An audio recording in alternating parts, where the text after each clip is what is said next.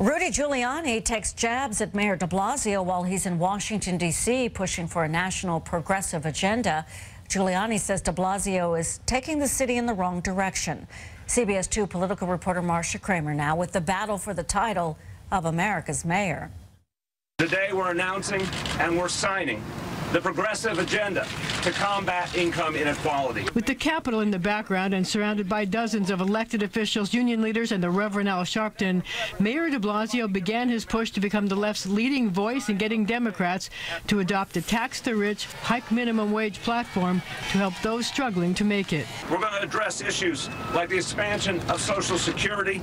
We're going to address debt-free college. This, as a new Quinnipiac poll found the mayor's approval rating falling and New Yorkers divided on de Blasio's quest to become a new incarnation of America's mayor. De Blasio's approval rating now the lowest ever. 44% approve, 40% disapprove.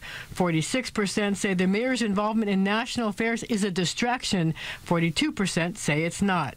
De Blasio has taken heat for traveling around the country so often, but surprisingly, former Mayor Rudy Giuliani, he who was named America's mayor after 9/11, says the coast-to-coast traveling is fine. I don't have any problem with that. Mayors travel and they try to push their agenda. What Giuliani does have a problem with is the mayor's agenda. He says he's moving in the wrong direction towards, says Rudy, communism. This idea of income inequality goes back to Hegel, Karl Marx. I mean, this is not a new idea. De Blasio begs to differ. Income inequality is the crisis of our time, and combating it is our mission, says Communications Director Phil Walczak.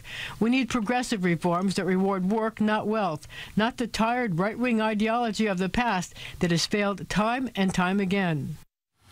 Well, the mayor will be in Washington again tomorrow to push for more federal transportation aid. Then he's off to California for 2 days. A fundraiser and his income inequality campaign are on tap.